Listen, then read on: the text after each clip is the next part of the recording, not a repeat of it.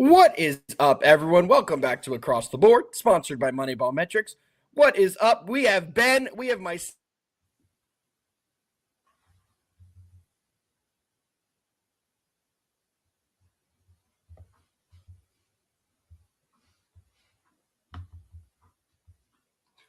Yeah, I'm not sure if it's just me, but I can't hear a word you're saying right now.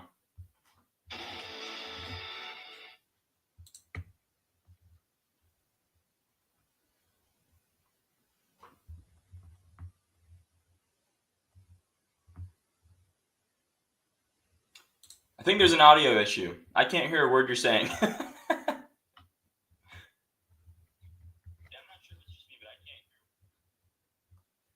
Yeah, I think your mic is not working right now.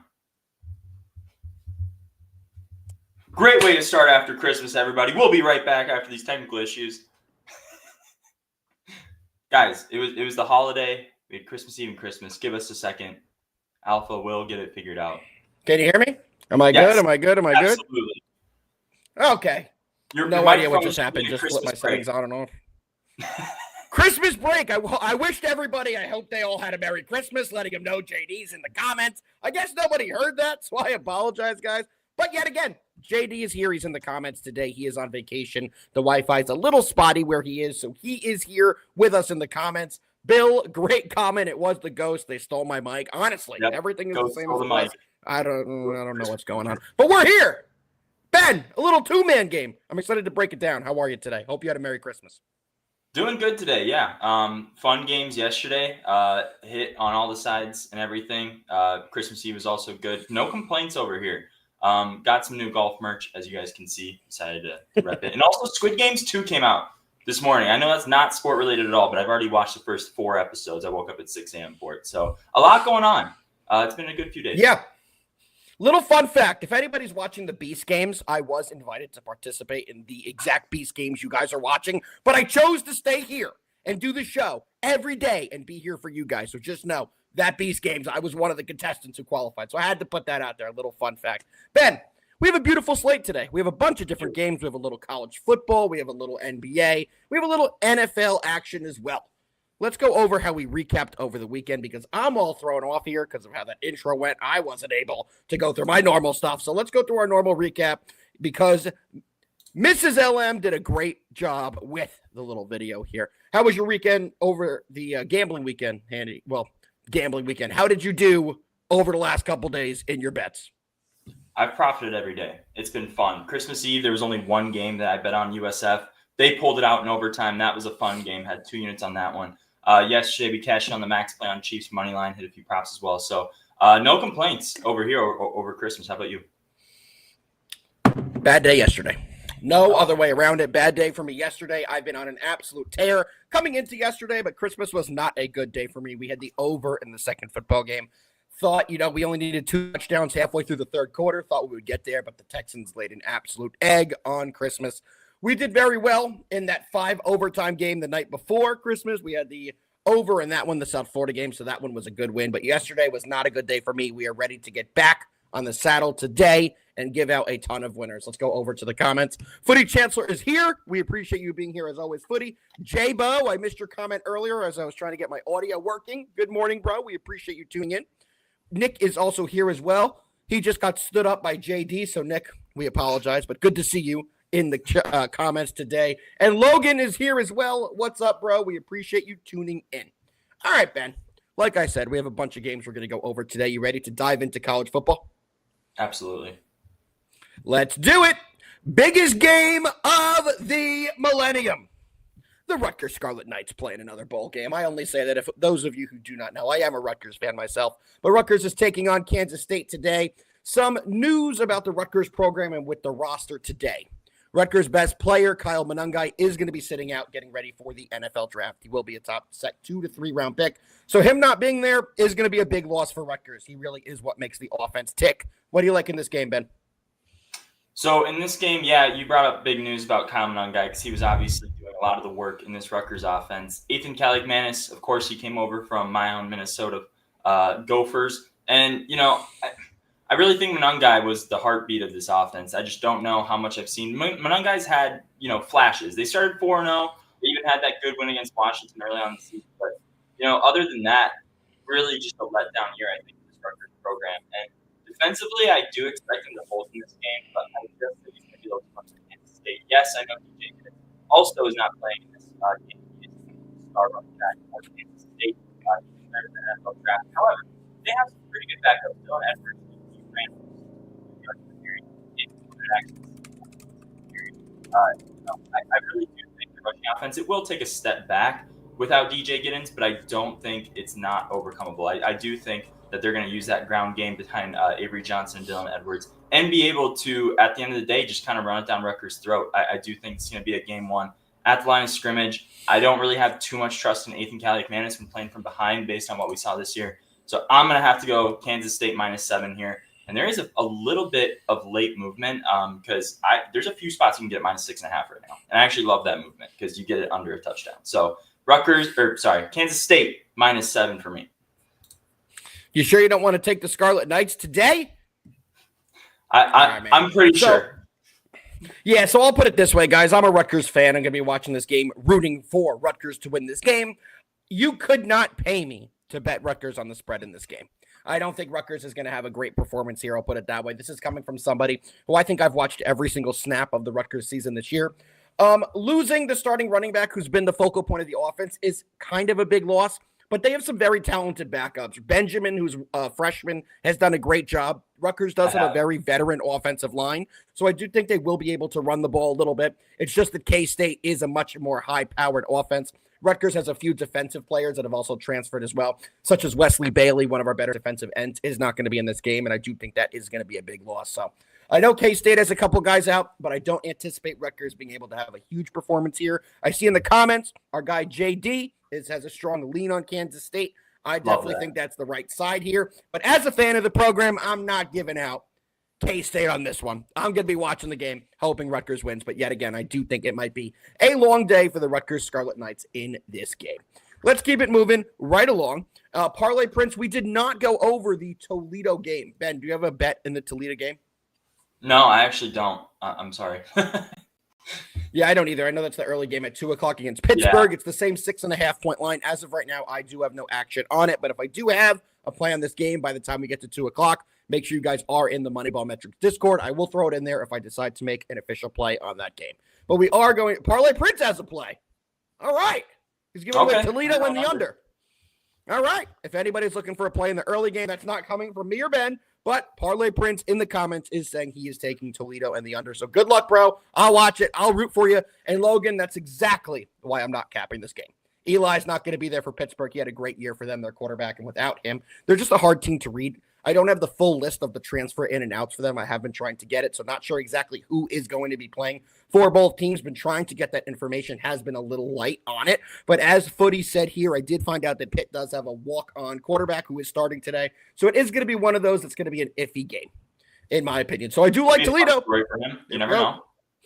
You never know. Let's keep it moving right along to the second college football game we're breaking down today, which is going to be Arkansas State Red Wolves taking on the Bowling Green Falcons. Both teams are coming into this game 7-5. Ben, I'll let you kick this one off. What do you got?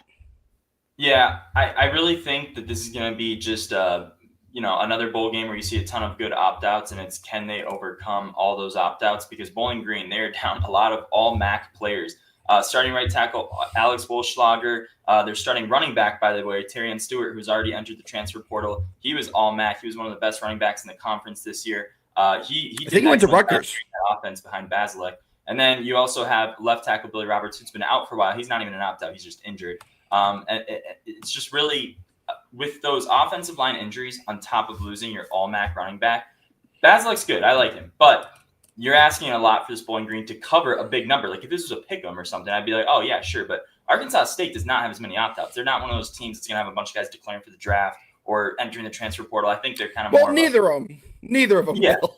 For the draft, at least. But Bowling Green actually has some pretty good players, and they're not playing in this game. So you can almost kind of toss whatever record they got to get to the bowl to this bowl game out the window because they're not really the same team. I don't think in this game without one of their best blockers on the left side and then their best running back. So really, it's a game of can they still be dominant not dominant, but as good as they were up to this point in the season without those opt-outs. I don't think they can. I really like Arkansas State with the points here, +9. I think they have a little bit more heart in this game. Bowling Green's going to be down a lot of their good players, and I just don't know if they can overcome a pretty big spread, to be honest with you, over a touchdown. So give me the points with Arkansas State. For me, it's a no play again. I wouldn't lean towards the Arkansas State side with you on the +9, but for me, it's going to be no play. I do have plays in the next 2 games, but this is one I just couldn't get a read in. I do think it's sharp at 9 points. It's tough. It's tough to take a favorite by 9, but yet again, it's also tough to take Arkansas State +9. So for me, it's going to be a no play, but let's keep it moving because I do have a couple plays in the next couple games. So Ben, let's keep it moving right along. We're going to be moving over to the National Basketball Association. Ben, we're only breaking down one game in the NBA today, but that's going to be the Miami Heat taking on the Orlando Magic. The Battle of Florida. The Heat have a lot of kind of interesting news surrounding them right now. They are 14-13 on the year. They're only 5-8 on the road, but there is a lot of internal drama with Jimmy Butler right now. It does seem like he is going to be traded for the team. And it does seem like there's a little bit of animosity between Jimmy Butler and the Heat management. Every day, like a little bit more information is trickling out. You're hearing more and more about both sides of the story. Ben, do you take that into account when capping a game like this? There's a lot of drama going on with Miami right now. Do you think that's affecting their play? I mean, they are a 500 ball club when they really should be a little bit better than that. What do you think about this game, and what do you think about the drama with Jimmy Butler right now? Yeah, I think they should be better than that, but we've kind of seen this with Jimmy Butler before in the regular season, where I know he's the second leading scorer on the team, but playoff Jimmy's become like one of his nicknames. Like that's kind of the whole point. He's kind of that guy who he puts in the work during the regular season, but he really shows up in the playoffs. So I actually don't know how much it affects them because Harrow's been excellent as their leading scorer for the season. They have a talented roster outside of Jimmy. Like you take him out of the team, sure, they're not as good. But, with he's missed, 7 games this year already, and they look still pretty good without him. I don't know how much of it – he obviously makes a difference for them in the playoffs. It'd be stupid to say Jimmy Butler doesn't make a difference on this team, but I still think they have a very talented roster against him or without him. And the backups that come in behind him, Jaime Jaquez, he's been good. There's a lot of guys off the bench that I think can actually still – Is it sustainable? Is it sustainable? Without Jimmy I don't Butler know in how that sustainable it is because we haven't really seen it. I mean, he's missed some games this year, and we've seen him miss games in previous seasons. But with this current roster, I actually still think they can be a good team without him. Not saying they're going to go to any finals run or anything, but I still think they're a good team without him. So if you can get something good for him in a trade, I would say it is actually valuable to trade for him. If it's that much of a locker room cancer, like you don't want that in your locker room if you're going to try and make a run. Like that's just you do not want that in your locker room. So if you can get something good for him back, absolutely trade him. You still have a good roster you can build around. Harrow's been excellent this year. So I'd say, I think it does make a difference. Trade him. So you're a Timberwolves fan. We can let that out, right? Your team has struggled a bit this year. I know Jimmy's been there before. Let's say hypothetically, would you want Jimmy Butler coming back to Minnesota as a fan of the Timberwolves? So I'm a fan of the Knicks, as people know, clearly. So I like to think of it this way. Would I want him coming to the Knicks? No. Abso-fucking-lutely not. No. Abso-fucking-lutely not. Problems on every team he's on. It seems like he's always getting into issues on the team. When he was on the Timberwolves, there was all these rumors going around about him trying to hit on his opposing teammates' wives and all this kind of stuff, or sleeping with them even. So, like, it's just – it never seems like he's in a good situation on the team he's on. Like, it's not the best comparison ever, but it's almost like an Antonio Brown type of thing. Like, yes, he's a good player you want, but there's so much drama. That's wild.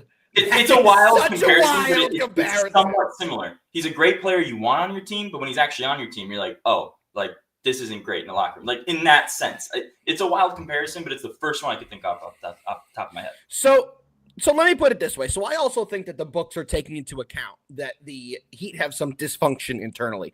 Like this line right now, the Magic are slightly favored. They're a -1.5, a -120 on the money line. But let's take a look at the injury report for the Magic. Probably no Gary Harris. Mo Wagner's out for the season. Paolo Banchero's out tonight, and so is Franny Wagner. So, like, that's the bulk of their best players. You could almost make a starting 5 and a better starting 5 than what they have right now off just the injury report. And they're still favored to beat this Miami team at home. Orlando has won both games against the Magic this year. They've won them both in pretty convincing style. One of them being just 5 days ago where the Magic did win by 7 points. So let's go back over to you on this specific game. What do you like in the betting world on this one? Honestly, I still like the Magic. I mean, all those injuries you said, and it seems like they're still a young team that's well coached, and they're still finding ways to get it done.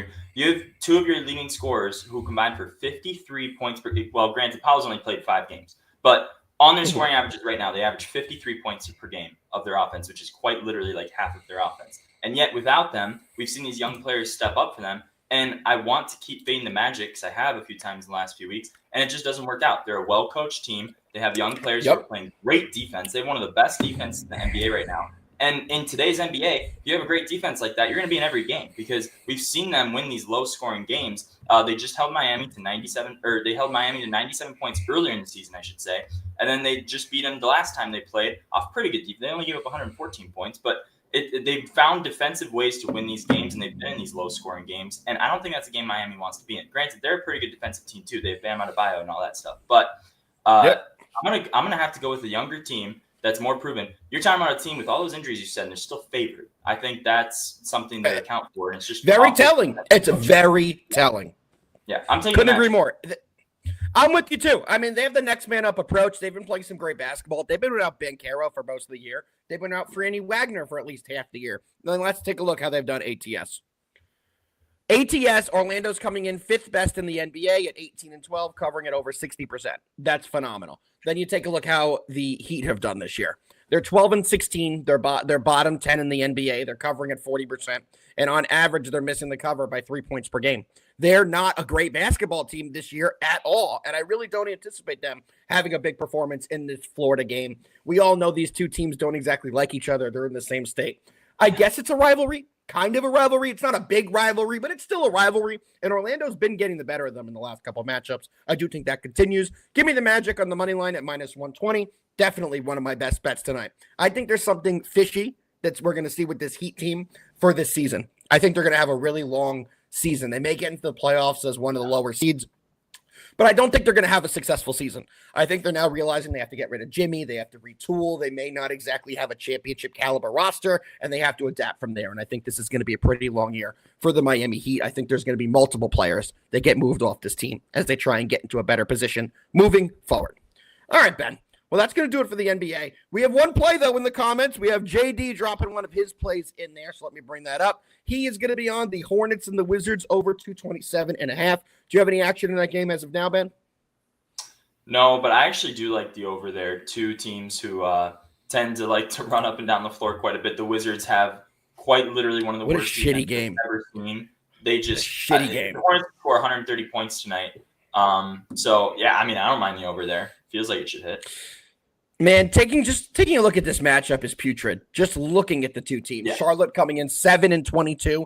A 7-22 ball club is significantly better than the team they're playing. Washington's coming in 4-23. So you have an 11-45 combined record for these two teams. Whoever doesn't fall over is going to win that game, being realistic. But I do like the over there. As Ben said, both teams are terrible defensively, and our guy JD's been running red hot. So if you're looking for a play from JD, he has the over in that game.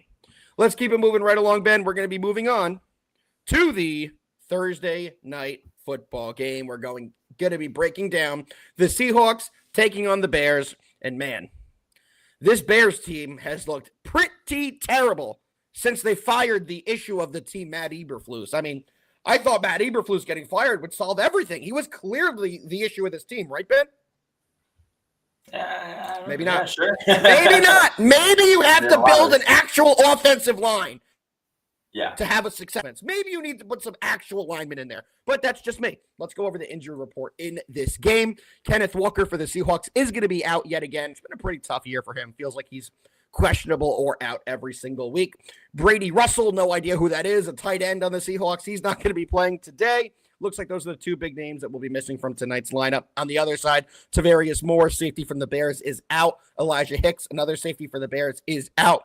And Jervon Dexter Sr., one of their interior defensive tackles, is trending to be out as well. Ben, last time we saw this Seahawks team, they lost 27-24 to your Vikings. What do you like about this one? Feels like the Bears have lost 400 games in a row. Do they have a chance to get back on the winning side here? Yeah, it does feel like they've lost 400 games in a row, but let's not forget that they're literally playing in the toughest conference. Well, sure, maybe conference, division. Not really, but at least division. They're playing in the toughest division of football this year.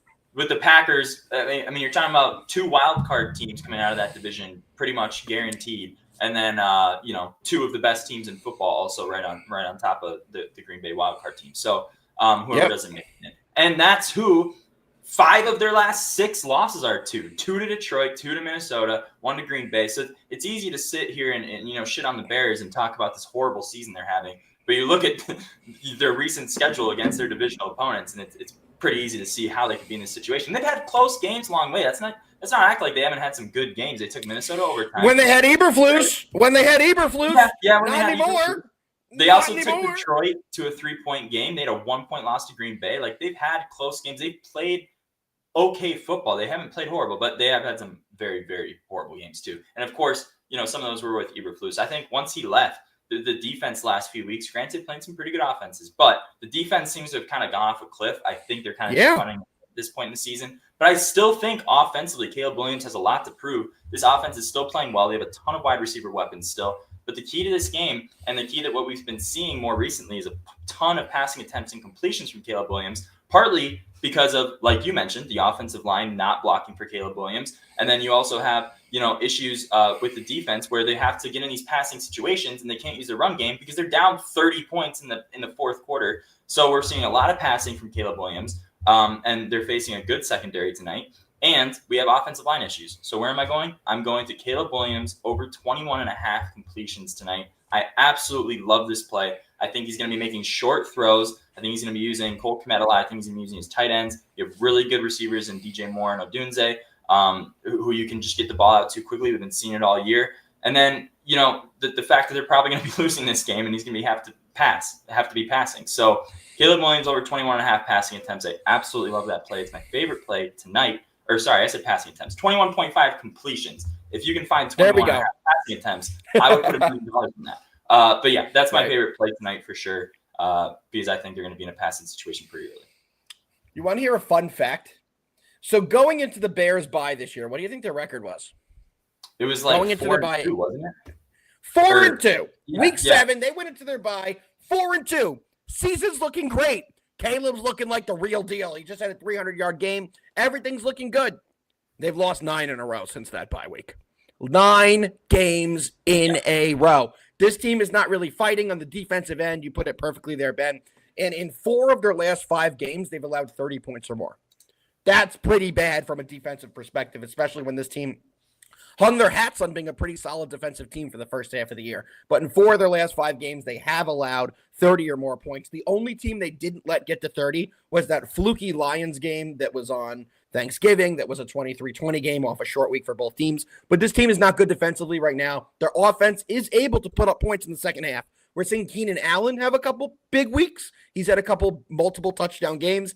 I'm taking the over in this game, over 42. We all know the Bears are going to give up a ton of points. If they give up anywhere close to 30, we're going to hit this over very easily because the over is very low at 42. I definitely anticipate this Bears team to have at least 2 to 3 touchdowns. And if they give up the amount of points that they've been giving up on average, that minimum 30, we'll be able to hit that over very easily. So that's definitely my favorite over or my favorite play in this game. Any other props you like in this one? I'm kind of trying to take a look at the touchdown market now because I do think we are going to see some touchdowns. Anyone stick out to you? I mean, you can't take Charbonnet. That's the one guy I'm not going to let you say on the show. He's a minus 170. If you want to put him in for a parlay piece, I'm okay with that. But you can't take Charbonnet straight up at a minus 170. Not going to allow that. So what do you like? Any other touchdown props? So let's rewind a little bit. Let's take a step back. Oh, yeah. Week. I believe it was last week. It was either Monday or last week. My weeks have been so jambled with the holidays. But somebody on this show, take it away. You do it. Take it away. What did you give out? Was it Sunday Night Football? When did they? I believe it was Sunday Night Football. Christmas has been so insane. I literally don't even remember the Packers game. Well, it doesn't matter what day the game was. Ben came on the show and gave out. Last show we took Brooks touchdown plus 550. Some people got it. I saw actually DME plus 600. So that was a nice hit. And there was another one around the exact same price I was looking at tonight. Caleb Williams to score a rushing touchdown plus 600. Now, I did just look. He hasn't scored a rushing touchdown all season, which actually, made me take a tiny bit of a pause. But just off the top of my brain, that was the initial play I went to because he's been rushing, honestly, a lot in some games this season, and especially when from behind. So I think he will rush in this game. The question is the touchdown part of it because he doesn't have a single one this year. But I got to think with the attempts he's had, and especially with the offensive line issues, they get in the red zone. I don't know how effective that run game will be with the offensive line issues. He could drop back for a pass and just scramble in for a touchdown. I could see that happening. He could. So plus 600 on Caleb Williams is my call. However, I mean, that would be pretty big because it would be his first one of the entire season. So but that's my call. Caleb Williams. Hey, you've been hot. You hit the last mega one. I'm telling you, I know you're going to hit again tonight. So, Parlay Prince, I couldn't agree with you more. JSN's been an absolute monster. I will have a ticket on JSN right now for him to score is plus 155. He has the second best odds of anybody in the game. Obviously, first is going to be Charbonnet at minus 170. But the next shortest odds is JSN. He has been able to get loose and make plays lately. So, I love that play. One more I'm going to give you guys. One more. And you know I'm dipping in the Ben range. You know I got to look at a plus 480. And Kenny McIntosh. I guarantee you most people in here are saying, who the F is Kenny McIntosh? Backup running back. Backup running back for the Seahawks. He will be the number 2 tonight, and he will get some carries in the red zone. I do think we will see a healthy dose of Charbonnet, but when we get close to the goal line, if he's had one too many carries, he's a little tired. Maybe he gets stopped on 1st and 2nd and goal. You bring in a guy like Kenny McIntosh is going to be able to bang it, and you get him at a plus 480. That's exactly what I'm playing. There's just too much value on the backup running back to not take him at the plus 480. We know how the Seahawks like to use multiple running backs, and I do think he will get his fair attempts in this game. We could see a blowout here, and we could see Zach Charbonnet be pulled early. He has been banged up in recent weeks. Late game, Kenny McIntosh in the game, he could pound one in. Definitely like the plus 480. We definitely have a shot at that. Logan, let's get it. And Footy, right here, Ben, this is one of the guys who I know went nuts when we had that touchdown the other day. Footy was messaging in all the group chats that Ben gave him that plus 550 on Brooks, so we're going to do it yet again. Any other props you like on this before we get into a couple other things? There's another touchdown I like. Okay. And this one's even a further long shot. I wouldn't say necessarily parlay this, but you can play it out right.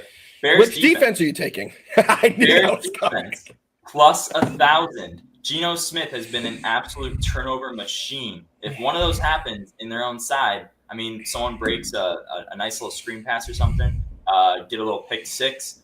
Defense no, now you have to I guess it depends what book you have, but some books you have to specify special teams as well. Because I was going to say punt return, but it can't happen on FanDuel because they separate defense and special teams now. So, but I like the Bears defense to score plus 1,000. To be honest with you, with how turnover prone Geno Smith has been, and they absolutely need to win this game. If they win this game and somehow the Rams lose to, I think they play the Cardinals, they play Week 18. They meet in Week 18 to decide who goes to the playoffs. Pretty sure the Seahawks aren't getting in if they don't beat the Rams and win the division, unless something crazy happens with the Commanders. And I don't even know how that tiebreaker is. But the Seahawks probably don't get in if they don't win these last 2 games. Well, they absolutely don't if they don't win the last 2 games. They need to win tonight. And I think Geno might try and force one of those throws. We've seen him be very turnover prone, especially as of late. So one of those just has to go up in the air, and they just have to break a few tackles, and we get a plus 1,000 Bears defense score. So Bears there we defense go. plus 1,000. Caleb Williams rushing touchdown plus 600. Love both of those. Ben. Oh, that's a tough question. I wouldn't unless you're absolutely strapped for other players and you can't get anyone else. No. It depends who your other options are, bro. Yeah. I mean, you got to think want to he's going to drop have in the other options. Carries. If he's but like so ever if you're lucky, still in fantasy, maybe a touchdown. If you're still in fantasy this week, it means you're either in the third place game or the championship. You have to have better options on your team to make it that far than McIntosh. If he's a waiver wire, you're thinking making maybe like, maybe you're down a bunch of points after the first couple games. You're like, I need a splash. Maybe McIntosh is that guy. He's not that guy. He's not that guy. I wouldn't try and pick him up and try and plug him. Better options. We figured, bro. If you're still playing fantasy at this point in the year, I think he ends with like 4 or 5 points. Best case. Yeah. What if he gets in the end zone, cashes my plus 480? Thanks for believing in me, Ben. He'll probably end with 6 points. That'll be his only carry for 1 touchdown. I will take that. So J-Bo wants to know who wins, Bears or Seahawks? Seahawks are going to win. I'm not going to play the -4, but the Seahawks are definitely going to win. JD says the same thing. I think we're pretty all lock and step here. This line's a little fishy, though, at -4. I would have taken it if it was probably maybe like a -6, but it feels weird at a -4, so I'm taking the over. I think something weird may happen. I still think the Bears are going to lose, but they may lose on a last-second field goal, something of the sort where the Seahawks won't cover. Just for fun, very quickly, because Footy did a little bit ago say SGP coming, run it back. Seahawks money line over 42.5. Caleb Williams, my touchdown pick, and then JSN, who I didn't long shot, sorry, but is plus 3,100. That's the official show same game parlay right there. There we go. Ben, I have breaking news. There's been an NHL coach fired. I'm not big in the NHL, but let's see if you know what team this coach was fired on. We're putting you on the test. What team did Todd McClellan get fired? No. He took over. NHL, Sorry. Derek, he's the guy who replaced him. Derek Lalonde. All right. Well, I love watching the NHL. I don't know that much. The Red Wings have fired their coach. Okay, let's move on to get to the rest of what we do on this program. And quickly, what we're going to do before we go into best bets is we are going to get into the current promotion for MoneyBall Metrics. Guys, make sure you get in here. For just $20, you can get in to the MoneyBall Metrics Discord. Line Movers has a 5-unit play along with a 5U NFL play. So there's some bangers in there. College football bowls and playoffs are 9-1. You can see the numbers there. JD's on an absolute tear. Make sure you guys get into the Moneyball Metrics Discord. Come win with us. You can get in via the link that will be posted on the Moneyball Metrics Twitter page. You will see the discount link there. I believe it's pinned. Get in, come win with us, and let's keep having some fun. All right, Ben. Well, that's going to do it for the breakdown of the show. That's going to do it for the promotion of the show. But you do know we have one more thing that we have to do on this show, which is going to be get into our best bets of Thursday, December 26th. Ben, I'll let you kick it off. How many do you have for the people today? I have 2. I have 1 in the first game we covered. That's Kansas State -7. Seems like you can get it -6.5 a few places. Absolutely still love that. The line movement isn't scaring me. I love Kansas State in this game. I think they win by more than a touchdown. And then in the NFL, the prop I talked about when I broke it down, I absolutely love Caleb Williams over 21.5 passing completions tonight. I think it's going to be a passing game script. That Seattle Seahawks secondary is pretty good. I think they're going to have to throw short underneath routes. That offensive line is banged up. I don't think DeAndre Swift is going to really get going. Caleb Williams still wants to prove himself, so I think he's going to make a lot of throws tonight. He has the offensive weapons to do it. He has the receivers. Allen Odunze, more very capable receivers who can get him there. 22 completions for him or more tonight. Absolutely. There we go. I love those plays from you, Ben. I have 2 myself. We're going to be taking the Magic on the money line. Like we said earlier, there's some stuff going on with the Miami Heat. They're going to be a team I'm probably going to fade for the foreseeable future, and at least until they get Jimmy out of there. It's a nightmare keeping a guy like Jimmy in that locker room while he's trying to get traded, while the team's trying to trade him. Just a nasty situation. Give me the Magic on the money line. Second play, I'm taking the over in the Thursday night football game. Guys, get your phones out. Take your screenshots. You can see our plays. You can see the beautiful graphic done by Mrs. LM. I'm on the Magic, like I said, and the over in the Seahawks Bears. Ben is on Kansas State. Nobody listened to him. Rutgers by 1,000,000. And Caleb Williams over 21.5 completions. Ben, it's going to do it for today's show. JD, we miss you. Get your ass back on the show. We need you. Ben, I got to go to you today. Do you have any parting words for the people? Don't let JD down. Guys, it's almost 2025. Make sure you end the last few days of the season with a big win. Take that same game parlay we gave you guys tonight because it's going to win, plus 3,100. It was Jackson Smith and Jigba touchdown. It was Caleb Williams rushing touchdown. And it was Seahawks money line and the over 42.5. It's going to win. End off 2024 the right way and do it with Moneyball Metrics. You might as well. You might as well. And as our guy JD always says, let's fucking win. We'll see you guys tomorrow. Same time, same place. We're winning them all. Peace.